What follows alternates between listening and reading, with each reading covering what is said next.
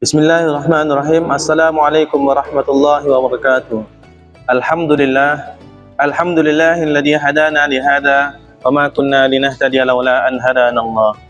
Asyhadu an la ilaha illallah wahdahu la syarika lah wa asyhadu anna sayyidana wa maulana Muhammadan abduhu wa rasuluh, amma ba'd. Hadirin wal hadirat, pemirsa SMTV yang dirahmati Allah Subhanahu wa taala.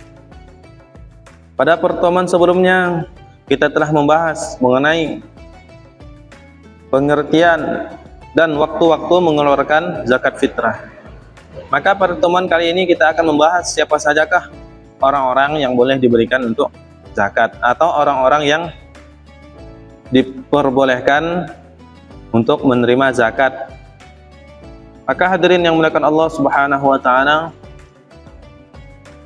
pada hakikatnya tidak semuanya orang ini diberikan hak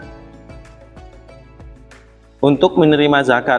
Allah Subhanahu wa taala telah menetapkan beberapa golongan orang yang diperbolehkan menerima zakat. Maka hadirin yang dimuliakan Allah Subhanahu wa taala,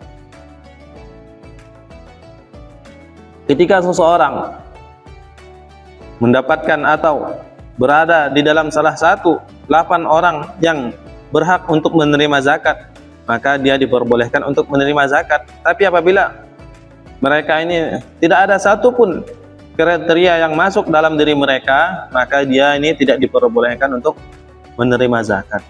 Maka hadirin yang dimuliakan Allah Subhanahu wa taala, apabila kerabat kita, orang yang dekat kita ingin kita beri zakat, maka harus kita kaitkan dengan salah satu samaniyatul asnaf, salah satu dari 8 golongan yang berhak menerima zakat. Tapi apabila kita hanya kaitkan dengan kekerabatan orang dekat, maka tidak diperbolehkan untuk menerima zakat. Maka yang pertama adalah orang yang fakir.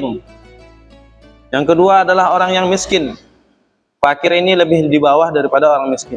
Contohnya, apabila seseorang memerlukan setiap bulannya 500.000, tapi dia punya penghasilan di bawah 250.000, maka ini dinamakan fakir. Tapi apabila dia mempunyai penghasilan punya pengeluaran setiap bulannya 500.000, dia punya penghasilan 300.000 atau 400.000, yang mana tidak mencukupi daripada 500.000 tersebut, maka dia dinamakan orang yang miskin. Kemudian yang ketiga adalah amil zakat. Kemudian yang keempat adalah mu'allaf. Maka mereka pun diperbolehkan untuk menerima zakat. Yang kelima adalah para budak. Budak yang bagaimana? Budak mukatab. Selain budak mukatab tidak diperbolehkan untuk menerima zakat. Yang kemudian adalah orang yang punya hutang. Dia diperbolehkan menerima zakat untuk membayar hutangnya tersebut atau yang lainnya. Hadirin wal hadirat rahimakumullah. Kemudian yang ketujuh adalah orang yang berada di jalan Allah Subhanahu wa taala. Maka orang yang ketujuh ini fi sabilillah ini di dalam mazhab Imam Syafi'i diperuntukkan untuk mereka yang berperang di jalan Allah Subhanahu wa taala. Bukan untuk mereka misalnya di pondok pesantren atau ustadz atau memperjuangkan agama yang lainnya. Nah, ini tidak termasuk dalam fisabilillah untuk menerima zakat. Hanya dikhususkan untuk orang-orang yang berperang di jalan Allah Subhanahu wa taala. Maka apabila seseorang memberikan zakatnya kepada pondok pesantren, mungkin kepada santri yang mondok, maka ini tidak diperbolehkan, maka zakatnya tidak sah. Kecuali dia ini mengkaitkan santri tersebut mungkin ya, ini orangnya miskin atau ibnu sabil, yang mana dia ini dalam perjalanan menuntut ilmu, dia kekurangan bekal, ini masih diperbolehkan. Kemudian yang kedelapan adalah ibnu sabil, adalah musafir yang mana dalam perjalanannya ini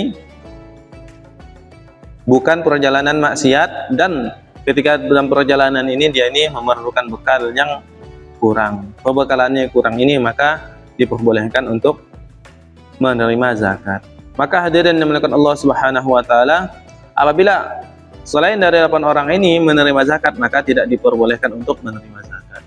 Hadirin wal hadirat rahimakumullah. Mungkin itu saja yang dapat saya sampaikan pada pertemuan kali ini mengenai orang-orang yang berhak atau diperbolehkan untuk menerima zakat.